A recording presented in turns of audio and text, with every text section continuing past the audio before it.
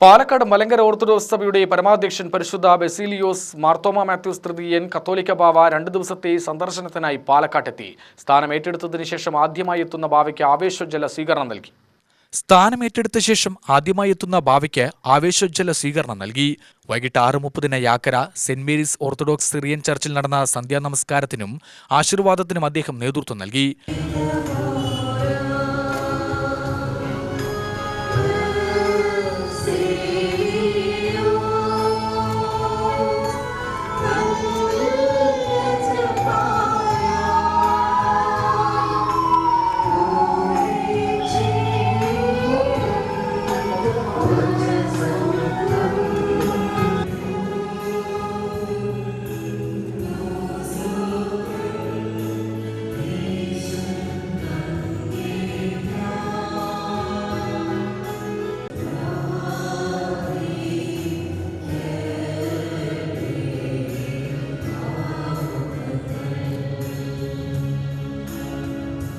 ഞായറാഴ്ച രാവിലെ 8-ന് യാക്കര ചർച്ചിൽ കത്തോലിക്ക ബാവയുടെ കാർമ്മികത്വത്തിൽ കുർബാനയും തുടർന്ന് പൊതുസമ്മേളനവും നടന്നു.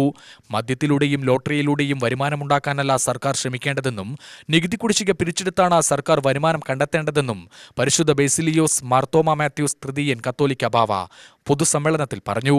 പൊതുസമ്മേളനത്തിന് ശേഷം മെഡിക്കൽ ക്യാമ്പിന്റെ ലോഗോ പ്രകാശനം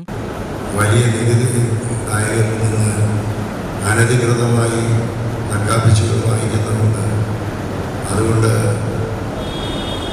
രാജ്യത്തിന് ലഭിക്കേണ്ട 28,522 കോടി രൂപ പിരിക്കുവാൻ കഴിയുന്നില്ല.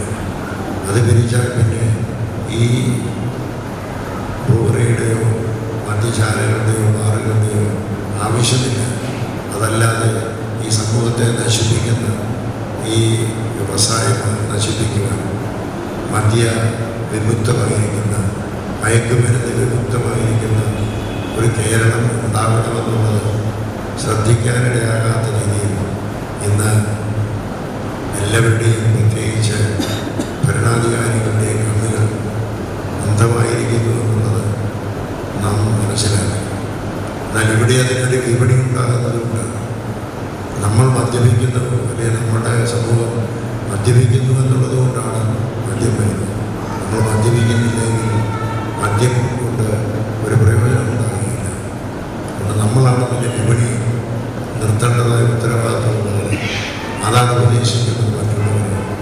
ശുശ്രൂഷകരെ ആദരിക്കൽ, നവീകരിച്ച ഹാളിന്റെ ഉദ്ഘാടനം, ലഹരിവിരുദ്ധ പ്രചാരണത്തിന്റെ ഭാഗമായുള്ള സിഗ്നേച്ചർ വോളിന്റെ ഉദ്ഘാടനവും നടന്നു.